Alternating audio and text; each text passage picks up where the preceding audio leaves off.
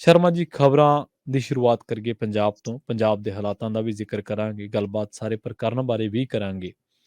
ਪਰ ਇੱਕ ਤੌਖਲਾ, ਇੱਕ ਖਦਸ਼ਾ, ਇੱਕ ਸਵਾਲ ਹਰ ਇੱਕ ਦੇ ਮਨ ਦੇ ਵਿੱਚ ਹੈ ਤੇ ਉਸੇ ਸਵਾਲ ਤੋਂ ਹੀ ਸ਼ੁਰੂਆਤ ਕਰਾਂਗੇ। ਸਥਿਤੀਆਂ ਅਸਪਸ਼ਟ ਨੇ, ਕੁਝ ਵੀ ਅਧਿਕਾਰਤ ਤੌਰ ਤੇ ਸਾਹਮਣੇ ਨਹੀਂ ਆ ਰਿਹਾ ਤੇ ਸਵਾਲ ਉਹੀ ਇੱਕੋ ਇੱਕ ਕਿ ਕਿੱਥੇ ਹੈ ਅੰਮ੍ਰਿਤਪਾਲ ਜੀ। ਬਿਲਕੁਲ ਪ੍ਰਵੀਨ ਜੀ, ਇਹ ਸਵਾਲ 18 ਤਰੀਕ ਦਾ ਹੀ ਦੁਪਹਿਰ ਬਾਅਦ ਸਾਰੀਆਂ ਸਫਾ 'ਚ ਘੁੰਮਣਾ ਸ਼ੁਰੂ ਹੋ ਗਿਆ ਸੀ, ਜਦੋਂ ਇਹ ਖਬਰ ਫਲੈਸ਼ ਹੋਈ ਪਹਿਲਾਂ ਚੈਨਲਾਂ ਦੇ ਉੱਤੇ, ਟੀਵੀ ਮਾਧਿਅਮ ਤੇ, ਸੋਸ਼ਲ ਮੀਡੀਆ ਤੇ, ਕਿ ਅੰਮ੍ਰਿਤਪਾਲ ਸਿੰਘ ਨੂੰ ਗ੍ਰਿਫਤਾਰ ਕਰ ਲਿਆ ਪੁਲਿਸ ਨੇ। ਤੇ ਉਹ ਖਬਰ ਦੁਪਹਿਰ ਤੱਕ ਹੁੰਦਿਆਂ ਹੁੰਦਿਆਂ ਇਸ ਤਰ੍ਹਾਂ ਬਦਲੀ 2 ਘੰਟਿਆਂ 'ਚ ਕਿ ਨਹੀਂ ਜੀ, ਅਜੇ ਗ੍ਰਿਫਤਾਰੀ ਦੀ ਪੁਸ਼ਟੀ ਨਹੀਂ। ਤੇ ਉਹੀ ਚੈਨਲ, ਉਹੀ ਮੀਡੀਆ, ਉਹੀ ਅਦਾਰਾ ਸ਼ਾਮ ਤੱਕ ਰੌਲਾ ਪਾਉਣ ਲੱਗ ਗਿਆ ਜੀ, ਅੰਮ੍ਰਿਤਪਾਲ ਸਿੰਘ ਭਗੌੜਾ। ਸੋ ਇਸ ਲਈ ਇਹ ਸਵਾਲ ਉਸੇ ਦਿਨ 18 ਤਰੀਕ ਤੋਂ ਖੜਾ ਹੋ ਗਿਆ ਸੀਗਾ ਕਿ ਅੰਮ੍ਰਿਤਪਾਲ ਹੈ ਕਿੱਥੇ। ਮੈਨੂੰ ਲੱਗਦਾ ਇਹਦਾ ਜਵਾਬ ਅੰਮ੍ਰਿਤਪਾਲ ਦਾ ਪਰਿਵਾਰ ਨਹੀਂ ਦੇ ਸਕਦਾ ਜੀ। ਇਹਦਾ ਜਵਾਬ ਨਾ ਮਤਲਬ ਕਿ ਉਹਦੇ ਨਾਲ ਦੇ ਸਾਥੀ ਜਿਹੜੇ ਗ੍ਰਿਫਤਾਰ ਕਰ ਲਏ ਜਾਂ ਜਿਹੜੇ ਹਲੇ ਰਹਿੰਦੇ ਨੇ ਜਾਂ ਜਿਹੜੇ ਬਾਹਰ ਨੇ ਜਾਂ ਸਮਰਥਕ ਨੇ, ਉਹ ਦੇ ਸਕਦੇ ਨੇ। ਇਹਦਾ ਜਵਾਬ ਪੁਲਿਸ ਨੂੰ ਹੀ ਦੇਣਾ ਪੈਣਾ ਜੀ। ਇਹਦਾ ਜਵਾਬ ਪੁਲਿਸ ਕੋਲੇ ਹੈ। ਉਹਦੇ ਕਾਰਨ ਨੇ ਪ੍ਰਵੀਨ ਜੀ। ਕਾਰਨ ਇਹ ਹੈ ਕਿ ਪੁਲਿਸ ਨੇ ਇੱਕ ਕਹਾਣੀ ਸਾਹਮਣੇ ਰੱਖੀ ਹੈ ਕਿ ਜੀ ਅੰਮ੍ਰਿਤਪਾਲ ਭੱਜਣ 'ਚ ਕਾਮਯਾਬ ਹੋ ਗਿਆ ਜੀ। ਅਸੀਂ ਗੱਡੀ ਵੀ ਫੜ ਲਈ, ਨਾਲ ਦੇ ਸਾਥੀ ਵੀ ਫੜ ਲਏ, ਸਾਰਾ ਕੁਝ ਬਰਾਮਦ ਵੀ ਹੋ ਗਿਆ, ਹਥਿਆਰ ਵੀ ਮਿਲ ਗਏ, ਜੈਕਟਾਂ ਵੀ ਮਿਲ ਗਈਆਂ, ਆਹ ਕੁਝ ਵੀ ਮਿਲ ਗਿਆ, ਬਸ ਨਹੀਂ ਮਿਲਿਆ ਤਾਂ ਅੰਮ੍ਰਿਤਪਾਲ ਜੀ। ਤੇ ਆਹ ਗੱਲ ਲੋਕਾਂ ਦੇ ਗਲਾਂ 'ਚ ਜਾਂ ਉਹਦੇ ਸਮਰਥਕਾਂ ਦੇ ਜਾਂ ਉਹਦੇ ਪਰਿਵਾਰ ਦੇ ਗਲੇ 'ਚ ਉਤਰ ਗਈ। ਤੇ ਦੂਸਰੀ ਕਹਾਣੀ ਉਹਦਾ ਹੀ ਅੰਮ੍ਰਿਤਪਾਲ ਦਾ ਚਾਚਾ ਸੁਣਾ ਰਿਹਾ, ਜਿਹੜਾ ਸਰੈਂਡਰ ਕਰ ਲਿਆ, ਜਿਹਨੇ ਸਰੈਂਡਰ ਕਰਤਾ, ਜਿਹਨੇ ਕਹਿੰਦਾ ਜੀ ਕਿ ਉਹ ਤਾਂ ਨਸ਼ੇ ਸਮਗਲਰਾਂ ਵਾਲੀ ਗੱਡੀ 'ਚ ਆਇਆ ਸੀ ਜੀ, ਉਹਨੇ ਆਪਣਾ ਰਿਵਾਲਵਰ ਵੀ ਦੇਤਾ ਜੀ, ਆਪਣਾ ਪਾਸਪੋਰਟ ਵੀ ਦੇਤਾ ਜੀ, ਤੇ ਪੈਸਾ ਵੀ ਬਰਾਮਦ ਹੋ ਗਿਆ ਜੀ, ਤੇ ਉਹਨੇ ਸਰੈਂਡਰ ਕੀਤਾ। ਉਹਦੀ ਕਹਾਣੀ ਹੋਰ ਹੈ, ਹੁਣ ਪੁਲਿਸ ਦੀ ਕਹਾਣੀ ਹੋਰ ਹੈ। ਕੀ ਦੋਏ ਝੂਠ ਬੋਲ ਰਹੇ ਨੇ, ਕਿ ਦੋਏ ਆਪਣੀ ਆਪਣੀ ਥਾਂ ਤੇ ਸੱਚ ਬੋਲ ਰਹੇ ਨੇ, ਦੋਏ ਅਣਜਾਣ ਨੇ ਜੀ। ਸੋ ਜਾਂ ਦੋਏ ਕੋਈ ਅਲੱਗ-ਅਲੱਗ ਬੋਲੀ ਬੋਲ ਰਹੇ ਨੇ, ਕੀ ਆ। ਤੁਸੀਂ ਇੱਕ ਗੱਲ ਦੇਖੋ ਕਿ ਜਦੋਂ ਇਹ ਐਪੀਸੋਡ ਵਾਪਰਦਾ ਹੈ ਤਦ ਕਿੰਨੀਆਂ ਕਲਿੱਪ ਆ ਗਏ ਸਾਹਮਣੇ ਕਿ ਸੋਸ਼ਲ ਮੀਡੀਆ ਦੇ ਉੱਤੇ ਜਾਂ ਉਹ ਸੀਸੀਟੀਵੀ ਕੈਮਰਿਆਂ ਦੀ ਫੁਟੇਜ ਜਾਂ ਕਿ ਜੀ ਗੱਡੀਆਂ ਮਗਰ ਲੱਗੀਆਂ ਜੀ, ਘੇਰਾ ਪੈ ਗਿਆ ਜੀ, ਆ ਤਾਰ ਲਏ ਜੀ, ਆ ਰੋਕ ਲਏ ਜੀ, ਥਾਣੇ ਲੈ ਗਏ ਜੀ, ਨਹੀਂ ਜੀ ਮਹਿਤਪੁਰਾ ਥਾਣੇ ਗੁਰੂ ਘਰ ਦੇ ਵਿੱਚੋਂ ਬਰਾਮਦ ਕਰ ਲਿਆ ਜੀ, ਗ੍ਰਿਫਤਾਰ ਕਰ ਲਿਆ। ਪਰ ਪੁਲਿਸ ਕਹਿੰਦੀ ਹੈ ਨਹੀਂ ਜੀ, ਸਾਡੇ ਕੋਲ ਸਾਰਾ ਕੁਝ ਹੈਗਾ, ਬਸ ਅੰਮ੍ਰਿਤਪਾਲ ਨਹੀਂ ਹੈਗਾ। ਪ੍ਰਵੀਨ ਜੀ, 6 ਜ਼ਿਲ੍ਹਿਆਂ ਦੇ ਐਸਐਸਪੀ, 2 DIG ਰੈਂਕ ਦੇ ਅਧਿਕਾਰੀ ਜੀ, ਪ੍ਰਵੀਨ ਜੀ, 2 ਕੇਂਦਰੀ ਸੁਰੱਖਿਆ ਏਜੰਸੀਆਂ ਦੀਆਂ ਟੁਕੜੀਆਂ, 50 ਪੁਲਿਸ ਦੀਆਂ ਗੱਡੀਆਂ, ਸੈਂਕੜੇ ਪੰਜਾਬ ਪੁਲਿਸ ਦੇ ਮੁਲਾਜ਼ਮ ਤੇ 2 ਟੁਕੜੀਆਂ ਦੇ ਵਿੱਚ ਦਰਜਨਾਂ ਕੇਂਦਰੀ ਸੁਰੱਖਿਆ ਦਸਤਿਆਂ ਦੇ ਮੁਲਾਜ਼ਮ ਜੀ। ਤੇ ਉਹਦੇ ਬਾਵਜੂਦ ਫਿਰ ਅੰਮ੍ਰਿਤਪਾਲ ਕਿਵੇਂ ਭੱਜ ਗਿਆ ਜੀ? ਕਹਿੰਦੇ ਨਹੀਂ ਜੀ, ਉਹ ਨਾ ਜਿੱਥੇ ਅਸੀਂ ਜਿਹੜਾ ਉਹ ਜਲੰਧਰ ਮੋਗਾ ਰੋਡ ਦੇ ਉੱਤੇ ਜਿਹੜਾ ਪਿੰਡ ਹੈ ਕਮਾਲ ਕੇ, ਉਹਦੇ ਕੋਲ ਜਿਹੜਾ ਨਾਕਾ ਲਾਇਆ ਸੀ ਵੱਡਾ ਜੀ ਨਾ, ਉਹ ਨਾਕੇ ਦੇ ਉੱਤੇ ਕਹਿੰਦੇ ਕਿ 50 ਮੀਟਰ ਪਹਿਲਾਂ ਉਹ ਯੂ ਟਰਨ ਲੈ ਕੇ ਪੁਲ ਦੇ ਥੱਲੇੋਂ ਫਰਾਰ ਹੋਣ 'ਚ ਕਾਮਯਾਬ ਹੋ ਗਿਆ, ਰੌਂਗ ਸਾਈਡ ਤੋਂ ਭੱਜ ਗਿਆ ਜੀ।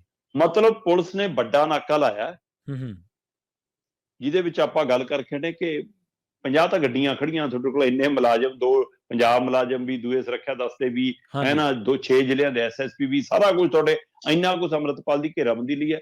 ਔਰ ਸਾਨੂੰ ਦਿਖਿਆ ਨਹੀਂ, ਤਾਂ ਸਿਰਫ ਇਹ ਨਹੀਂ ਦਿਖਿਆ ਕਿ ਹਾਂ 50 ਮੀਟਰ ਪਿੱਛੇ ਯੂ ਟਰਨ ਲਈ ਥਾਂ ਹੈਗੀ ਆ, ਫਿਰ ਉਹ ਕਿਉਂ ਨਹੀਂ ਕਵਰ ਕਰ ਲਈ, ਉਹ ਕਿਉਂ ਨਹੀਂ ਰੋਕ ਲਈ?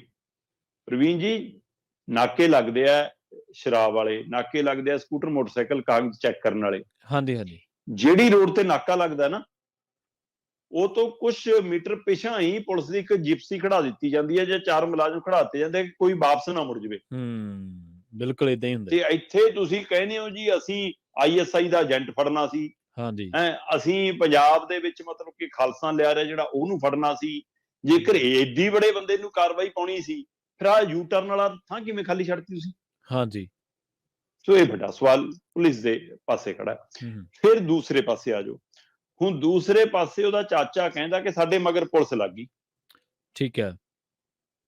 ਹੁਣ ਇਹ ਪੁਲਿਸ ਵਾਲੇ ਤਾਂ ਕਹਿੰਦੇ ਕਿ ਅਸੀਂ 2 ਗੱਡੀਆਂ ਰੋਕ ਲਈਆਂ ਸੀ, ਤੀਸਰੀ ਗੱਡੀ 50 ਮੀਟਰ ਪਿੱਛੇ ਸੀ, ਉਹਨੂੰ ਪਿੱਛੋਂ ਹੀ ਪਤਾ ਲੱਗਿਆ, ਇਸ ਲਈ ਯੂ ਟਰਨ ਲੈ ਕੇ ਭੱਜ ਗਈ। ਕਹਿੰਦੇ ਅਕਸਰ ਕਾਫਲੇ ਦੇ ਵਿੱਚ ਅੰਮ੍ਰਿਤਪਾਲ ਦੀ ਗੱਡੀ 2ਵੇਂ ਨੰਬਰ ਤੇ ਹੁੰਦੀ ਸੀ, ਉਸ ਦਿਨ 3ਵੇਂ ਨੰਬਰ ਤੇ। ਠੀਕ ਹੈ।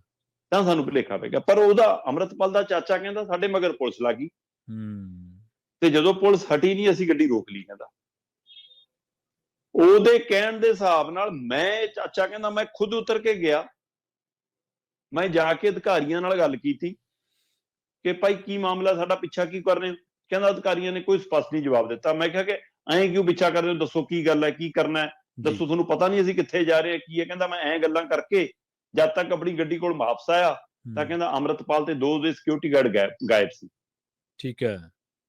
ਹੁਣ ਉਹ ਕਹਿੰਦਾ ਕੀ ਅੰਮ੍ਰਿਤਪਾਲ ਤੇ ਸਿਕਿਉਰਿਟੀ ਗਾਰਡ ਆਪੇ ਗਾਇਬ ਹੋ ਗਏ ਜਾਂ ਗਾਇਬ ਕਰ ਦਿੱਤੇ ਗਏ? ਇਹੀ ਸਵਾਲ ਪੰਜਾਬ ਦੇ ਲੋਕਾਂ ਦੇ ਮਨਾਂ 'ਚ ਖੜਾ ਹੈ। ਉਹਦਾ ਬਾਪੂ ਕਹਿੰਦਾ ਕਿ ਅੰਮ੍ਰਿਤਪਾਲ ਪੁਲਿਸ ਦੀ ਗ੍ਰਿਫਤ 'ਚ ਹੈ, ਉਹਦੀ ਬੇਬੇ ਕਹਿੰਦੀ ਹੈ ਅੰਮ੍ਰਿਤਪਾਲ ਪੁਲਿਸ ਕੋਲ ਹੈ, ਪੁਲਿਸ ਕਹਿੰਦੀ ਹੈ ਸਾਨੂੰ ਪਤਾ ਨਹੀਂ, ਫਰਾਰ ਹੈ।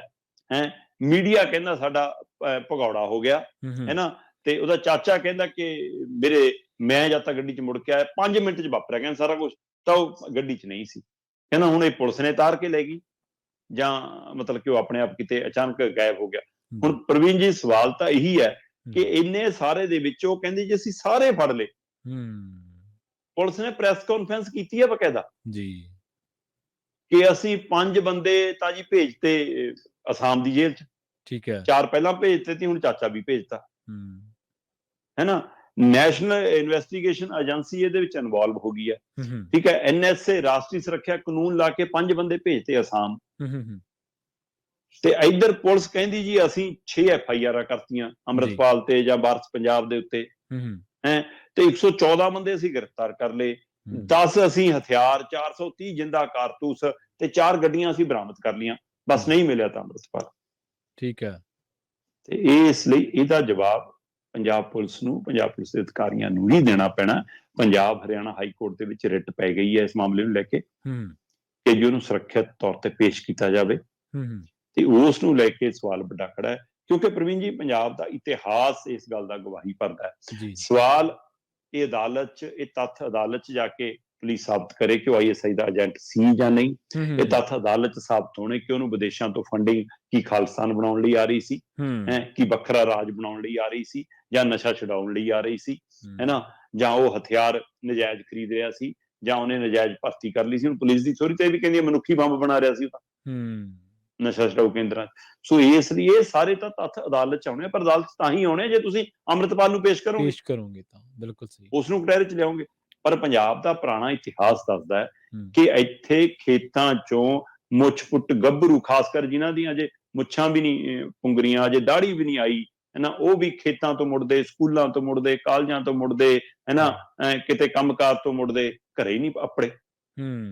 ਕਿੰਨਿਆਂ ਦੇ ਸੱਚੇ ਝੂਠੇ ਪੁਲਿਸ ਮੁਕਾਬਲੇ ਹੋਏ ਉਸ ਦੌਰ ਦੇ ਵਿੱਚ, ਉਹ ਫੀਤੀਆਂ ਵਧਾਉਣ ਦੇ ਲਈ ਜੋ ਦੌਰ ਚੱਲਿਆ। ਸੋ ਪੰਜਾਬ ਦੇ ਵਿੱਚ ਫਿਕਰਮੰਦੀ ਤਾਂ ਇਹ ਖੜੀ ਹੈ ਜੀ ਕਿ ਕੀ ਹੁਣ ਜਿਹੜਾ ਦਾਅਵਾ ਕੀਤਾ ਜਾਵੇ ਕਿ ਸਾਰੀ ਕਾਰਵਾਈ ਪੰਜਾਬ 'ਚ ਸ਼ਾਂਤੀ ਪਰਤਾਉਣ ਲਈ ਆ, ਕੀ ਇਹ ਸ਼ਾਂਤੀ ਪਰਤਾਉਣ ਲਈ ਆ ਜਾਂ ਪੰਜਾਬ ਦਾ ਮਾਹੌਲ ਵਿਗਾੜਨ ਲਈ ਆ? ਕੀ ਪੰਜਾਬ ਦੇ ਵਿੱਚ ਮੁੜ ਕੇ ਪੁਲਿਸ ਰਾਜ ਤਾਂ ਨਹੀਂ ਆ ਜਾਏਗਾ? ਇਹ ਖਦਸ਼ਾ ਖੜਾ ਜੀ। ਸੋ ਇਸ ਲਈ ਇਹ ਸਾਰੇ ਪਹਿਲੂਆਂ ਦੇ ਵਿੱਚੋਂ ਜਿਹੜੇ ਪੁਰਾਣੇ ਬਜ਼ੁਰਗ ਨੇ ਜਿਨ੍ਹਾਂ ਨੇ 84 ਹੰਢਾਇਆ, ਭੋਗਿਆ, ਉਹ ਕਹਿੰਦੇ ਕਿ ਭਾਈ ਜਾਂ ਤਾਂ ਫਿਰ ਕੱਲ ਨੂੰ ਖਬਰ ਆਊਗੀ ਮੁਕਾਬਲੇ ਦੀ, ਹੈ ਨਾ, ਜਾਂ ਫਿਰ ਅਸਾਮ ਦੀ ਜੇਲ੍ਹ 'ਚੋਂ ਪ੍ਰਗਟ ਹੋ ਜਾਊਗਾ ਅੰਮ੍ਰਿਤਪਾਲ, ਜਾਂ ਫਿਰ ਇਹ ਦੱਸਿਆ ਜਾਊਗਾ ਜੀ ਉਹ ਤਾਂ ਬਾਰਡਰ ਟੱਪ ਗਿਆ, ਪਾਕਿਸਤਾਨ ਚਲਾ ਗਿਆ ਜੀ, ਬਾਇਆ ਨੇਪਾਲ ਚਲ ਗਿਆ ਜੀ, ਬਾਇਆ ਦੁਬਈ ਚਲ ਗਿਆ ਜੀ, ਉਹਦੇ ਤਾਲੁਕਾ ਸੀ ਜੀ। ਸੋ ਕੋਈ ਵੀ ਕਹਾਣੀ ਸਾਡੇ ਸਾਹਮਣੇ ਆ ਸਕਦੀ ਹੈ ਅਜੇ, ਪਰ ਪਤਾ ਨਹੀਂ ਕਿਹੜੀ ਆਊਗੀ ਜੀ, ਕਿਉਂਕਿ ਚੈਪਟਰ ਜਿਹਨੂੰ ਪਤਾ ਹੈ ਤਾਂ ਉਸੇ ਨੂੰ ਪਤਾ ਹੈ ਕਿ ਉਹਨੇ ਕਿਹੜੀ ਸਕ੍ਰਿਪਟ ਲਿਖੀ ਹੈ, ਕਿਹੜੀ ਕਹਾਣੀ ਪੜ੍ਹਨੀ ਹੈ।